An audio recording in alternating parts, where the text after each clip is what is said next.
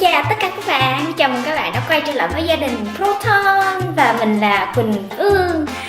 Thì ngày hôm nay chúng ta sẽ trở lại với những món cực kỳ healthy và cực kỳ dễ làm.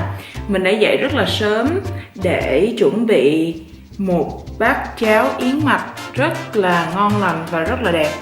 Chúng ta có thể dành 1 phút để chiêm ngưỡng vẻ đẹp của tô cháo yến mạch này.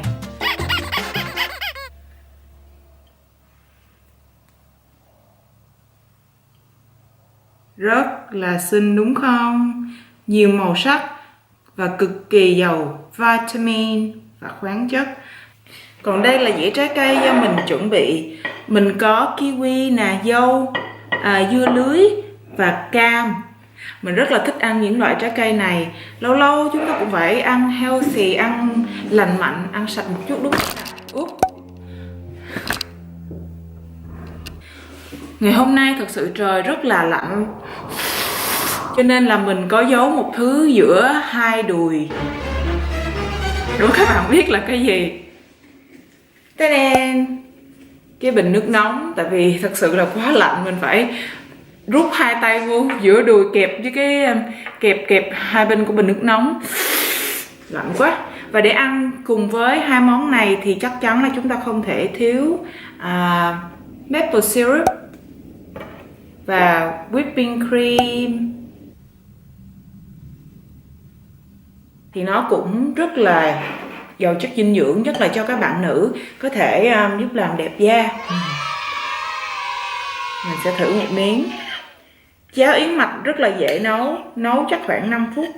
Và với một lượng nhỏ cỡ 2 muỗng cháo yến mạch thôi là các bạn có thể có một tô rất là to như thế này và ăn là no. Không những là cả buổi sáng mà no sáng cả chiều luôn á, rất là no.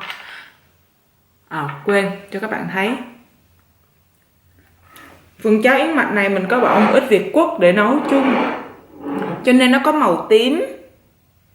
Phần cháo có màu tím chứ không phải là màu trắng giống như là những cái loại cháo yến mạch thông thường.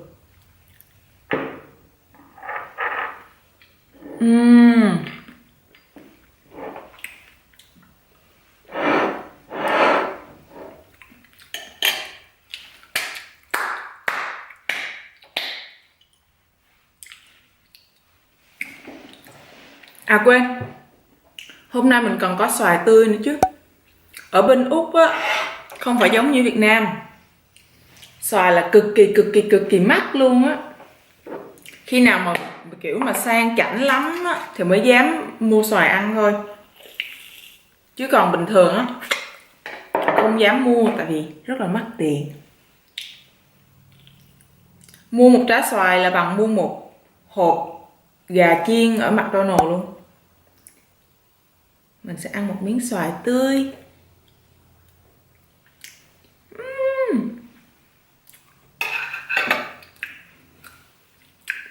Câu chuyện của ngày hôm nay á có liên quan đến khoảng thời gian mà mình làm việc ở một cái tiệm thức ăn takeaway ở một trung tâm thương mại rất là lớn. Như là các bạn vào siêu thị Copmart hay siêu thị gì mà các bạn muốn đi ăn trưa thì các bạn đến những cái quầy và có những cái cô người ta múc đồ ăn cho các bạn, thì mình làm cái công việc tương tự như vậy.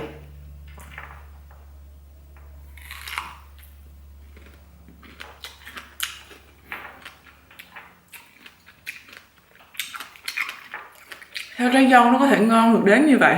Nó mọng và nó ngọt. Tại vì nhiều khi mua trái cây nó cũng hên xui lắm, mình không có giỏi lựa. Mua dưa hấu, mua xoài, mua cam, mua dâu, nhiều khi nhìn nó đẹp mà về nhà ăn nó trắng phèo, chua lè hoặc là lạc nhách. Nhưng mà cái trái dâu này rất là ngon.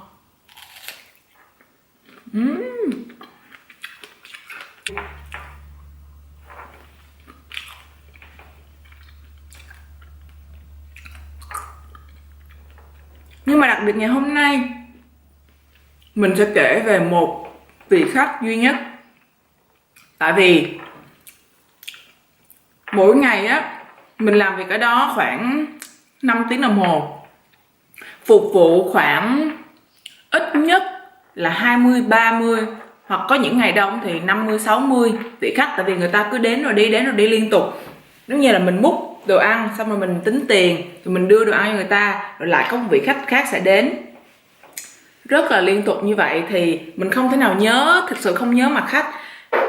Mình sẽ đặt tên vị khách này là Jimmy, tại vì đây là người đàn ông.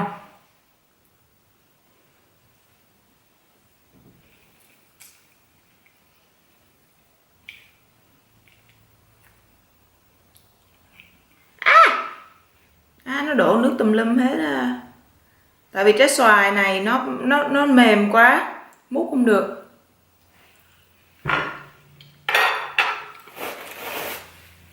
Vị giống xoài cát Hòa Lộc á, rất là thơm. Mình để đây đi. Thì mình gặp Jimmy vào một buổi chiều. Lúc đó là chắc khoảng, mình nhớ không nhầm là khoảng 3 giờ chiều, 4 giờ chiều gì đó. Lúc đó thì đang vắng, thời điểm đó vắng khách, cho nên là mình nhìn thấy Jimmy từ xa và mình chào Jimmy trước. Thì đây là một người đàn ông, mình nghĩ là trạc 35 đến 40 tuổi, đội nón lưỡi trai và nhìn gương mặt rất là hiền, gương mặt phúc hậu. Không phải là đẹp trai xuất sắc, nhưng mà kiểu gương mặt nhìn mình rất là có thiện cảm.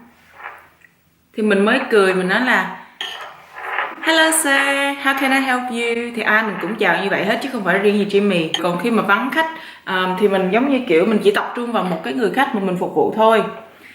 Thì Jimmy cũng bước lại và nói là nhìn lên cái bảng thực đơn phía sau lưng mình, và Jimmy nói là Jimmy muốn ăn cái món trù nướng mà sắc từng lát và kết hợp với rau củ nướng và sốt gravy. Thì mình phải bắt đầu lấy hộp ra hỏi Jimmy muốn ăn size nào, size lớn hay size nhỏ.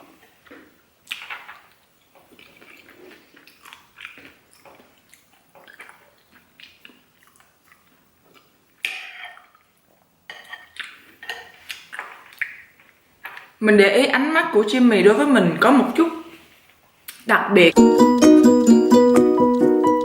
Mình làm mặt hơi đê tiện nhưng mà nói chung là mình thấy nó có cái gì đó đặc biệt. Con gái thực sự rất là nhạy cảm khi mà một người đàn ông hoặc một người khác giới mà nhìn mình mà cái ánh mắt nó có cái gì đó nó khác thường á, thường là tụi mình đều sẽ cảm nhận được hết, cho nên các bạn con trai yên tâm.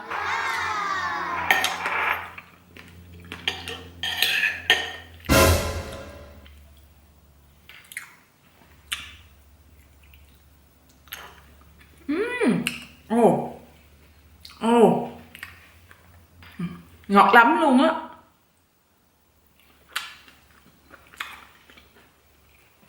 Thường kiwi mua ăn á nó hơi chua, cái này rất là ngọt.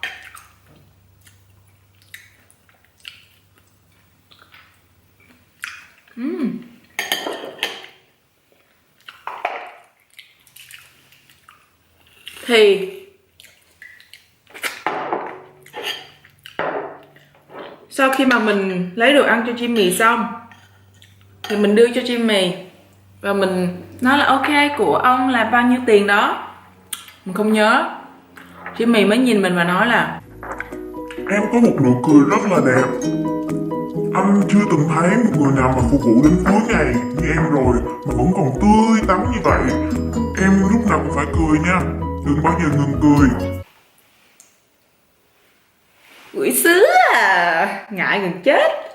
Lúc đó mình rất là vui, thì con gái được khen thì ai cũng vui thôi đúng không? Thì mình cảm ơn, và cũng không có nghĩ gì nhiều, mình chỉ nghĩ đó là một cái người đàn ông rất là lịch sự và rất là biết lấy lòng phụ nữ. Mình chỉ nghĩ đơn giản như vậy thôi.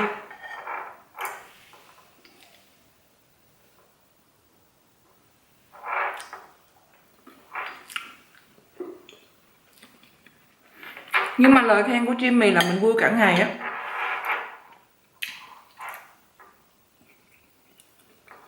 Bài học rút ra ở đây là các bạn trai á đừng tiết kiệm lời khen đối với phụ nữ.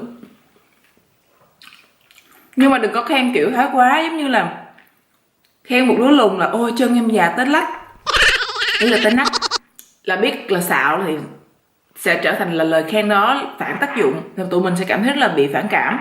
Nhưng mà những lời khen đúng, những lời khen chân thành, những lời khen từ trái tim á, thì phụ nữ rất là thích. Đừng tiết kiệm lời khen.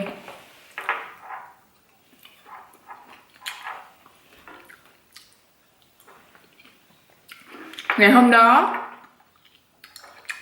ví dụ như mình nói là Jimmy mua khoảng 15 đồng đi, thì Jimmy đưa cho mình tờ 20 đồng. Dĩ nhiên là mình phải thối lại đúng không? Thì mình lấy tiền thối, thì Jimmy nói là thôi em cứ giữ đi, bo cho em luôn, không cần lấy. Thì mình mới nói là oh no, Jimmy phải lấy tiền. Tại vì thường nếu như mà ví dụ nói là 1-2 đồng mà tip á, thì ok, mà cái 5 đồng cũng khá là nhiều, 5 đồng thì không phải là ít, cho nên là mình ngại nhận á, cho nên mình mới nói là anh cứ nhận đi, tại vì số tiền này nó cũng khá là lớn. Nếu mà các bạn đi ăn nhà hàng á, thì tip người phục vụ là một cái chuyện gọi là một phép lịch sự, đúng không? Một cái nguyên tắc về xã giao. Nhưng mà trong trường hợp này á, thật sự là không, mình chưa từng có người vị khách nào mà cho tiền tip cho mình. Tại vì mình làm cái công việc này là ở một cái kiểu quầy thức ăn mang đi thôi, nó không có sang trọng gì, cho nên là người ta cũng không có cần phải cho tiền tip đâu.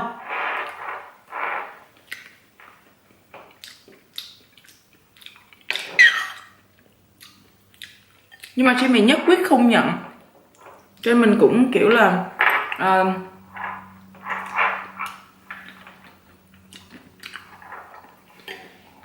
phải lấy thôi chứ sao giờ. Nhưng mà chỗ làm của mình thì có một cái ống heo riêng, người khách nào mà thối mà không muốn nhận tiền thối thì bỏ vô trong đó, thành ra mình cũng chẳng lấy, mình bỏ vào trong cái gọi là cái ống heo đó.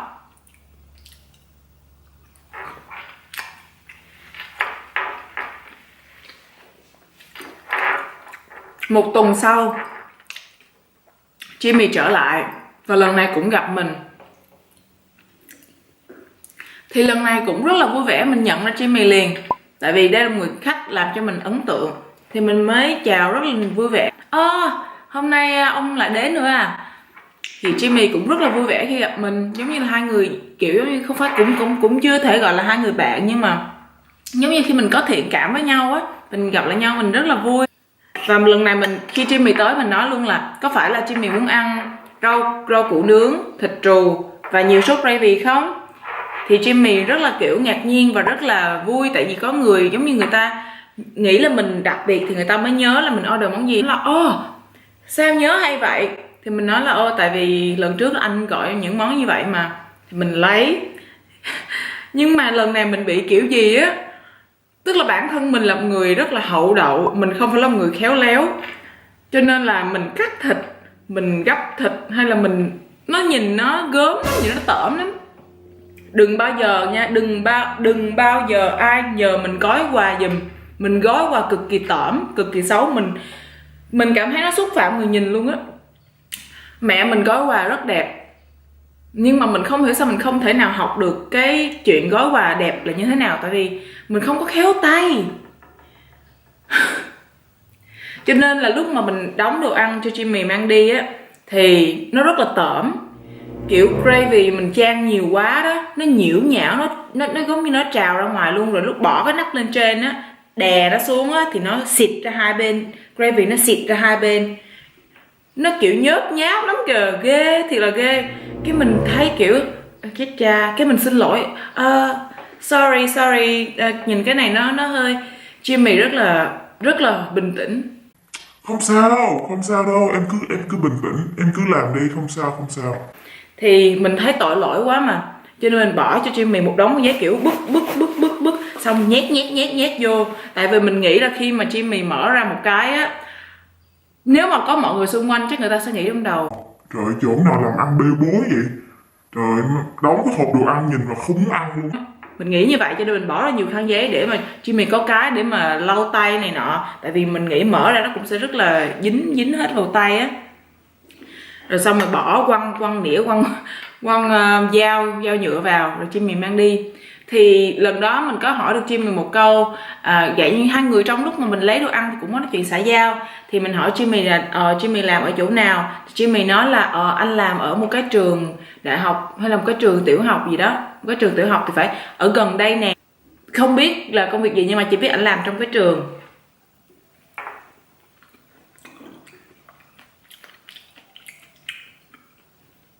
Thì anh cũng hỏi một vài câu, ngày hôm đó anh cũng hỏi một vài câu quan tâm. Em dạo này thế nào, khỏe không? Sáng giờ bán có đông không? Có mệt không?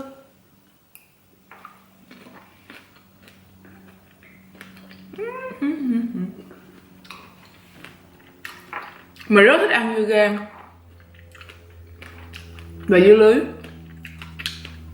tại nó có cái mùi á, rất là thích cái mùi này. Hồi nhỏ mà lúc mà ăn kẹo cũng rất là thích kẹo mà có mùi của dưa lưới hoặc là dưa gang.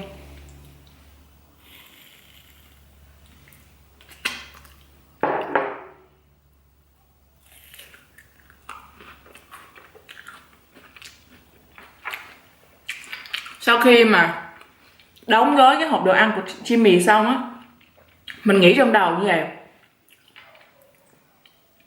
chết cha rồi, lần này mình đóng gói kiểu tởm lợm như thế này là chắc chắn Jimmy trả tiền là một đi không trở lại rồi. Mình chắc chắn luôn, kiểu giống như là say goodbye từ đây.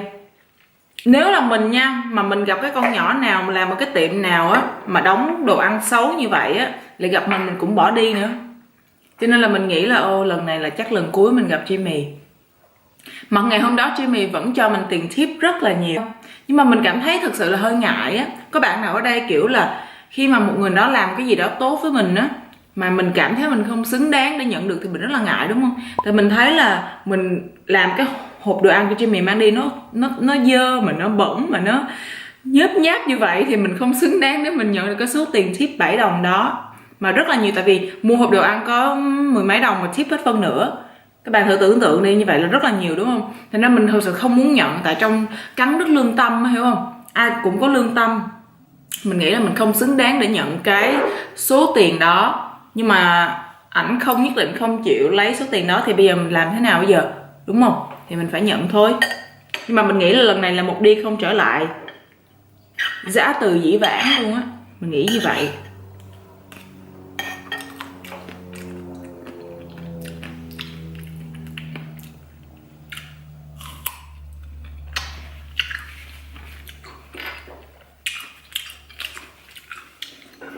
Nhưng mà một tuần sau Jimmy vẫn trở lại.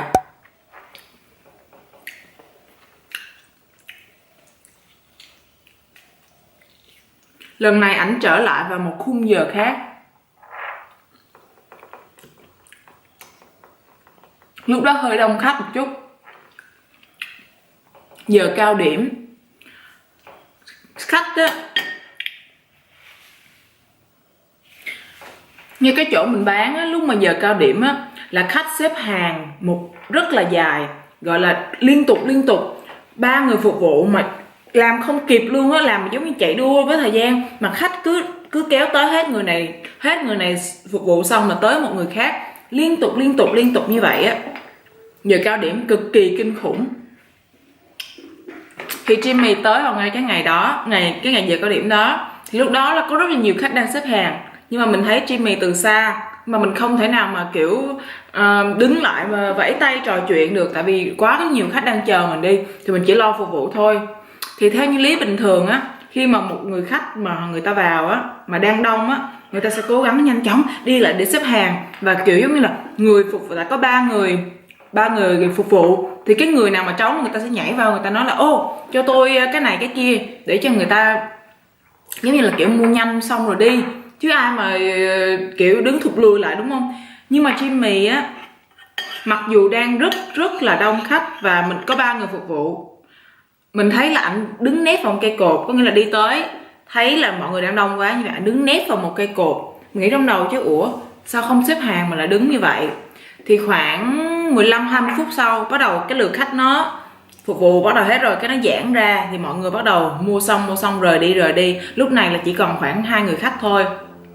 Thì Jimmy lúc này á mới từ sau cái cột bước tới, và đứng ngay chỗ mình để mình phục vụ. Có nghĩa là sao? Có nghĩa là Jimmy không muốn đứng xếp hàng và tại vì khi mà đứng xếp hàng như vậy á là phải, ví dụ như là xếp tới lượt của mình rồi thì bất cứ một cái người phục vụ nào mà rảnh thì Jimmy phải đến đó để người ta phục vụ, chứ không thì mình sẽ kiểu nguyên một hàng người phía sau mà mình cứ đứng đó mình chờ cái người đó chẳng hạn thì đâu có được. Cho nên là Jimmy đợi mọi người đi hết và lúc đó không có ai đứng để mình phục vụ nữa thì Jimmy đến thẳng trực tiếp mình luôn để mình phục vụ cho Jimmy. Thì mình có một cái sự cảm động không hề nhẹ, tại vì mình thấy rõ ràng là Jimmy gọi là có ý muốn thích mình và muốn được mình lấy đồ ăn cho. Mặc dù là lần trước mình đã làm rất là xấu và mình cứ nghĩ là Jimmy sẽ đi luôn không à. Cho nên mình có một cái sự cảm động kiểu mình làm tệ như vậy mà vẫn có người muốn được mình phục vụ thì mình rất là vui.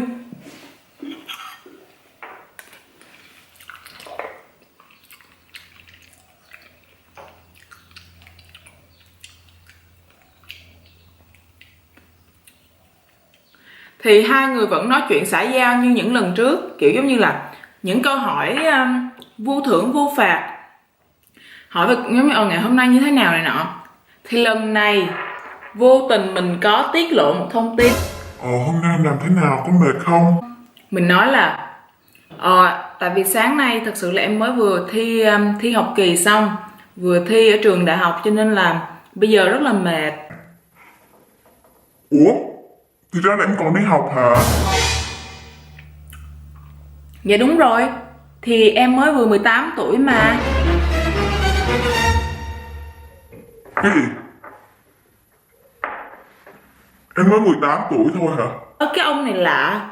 Thì 18 tuổi nó 18 tuổi chứ có gì đâu mà ổng ngạc nhiên. Bộ nhìn mặt của mình già lắm hay sao mà nhìn như vậy mà không nghĩ là 18 tuổi. Dạ. Thì em 18 tuổi đó giờ mà anh nghĩ là em bao nhiêu tuổi? Anh tưởng đâu là em phải 20 mấy gần 30 rồi chứ. Đối với phụ nữ, nếu như bạn nghĩ họ già hơn tuổi, đó là một sự sỉ nhục. Một bài học khác dành cho những cánh mày râu. Đừng bao giờ bình luận về tuổi của phụ nữ. Đừng bao giờ đụng tới tuổi phụ nữ. Đừng có đoán tuổi, đừng có hỏi tuổi. Nếu hỏi tuổi thì cũng đừng có thể hiện ra sắc mặt như vậy. Mình thấy thái độ Jimmy đau khổ, gương mặt thể hiện một cái sự thất vọng và đau đớn. Mình thật sự không ngờ là kể từ ngày hôm đó trở đi, Jimmy đã không bao giờ quay lại nữa. Không bao giờ quay lại nữa, kiểu một đi không trở lại luôn. Có lẽ mình nghĩ, theo mình đoán thôi, tại vì mình không có cơ hội để gặp lại để hỏi, nhưng mà theo mình đoán có lẽ là Jimmy thấy mình còn nhỏ tuổi quá thì kiểu chắc hơi ngại hay như thế nào đó. Mình thấy Jimmy hoảng sợ, kiểu run sợ như vậy, thấy hơi buồn cười. Mình mong sẽ được gặp lại các bạn ở các video lần sau nha. Bye bye.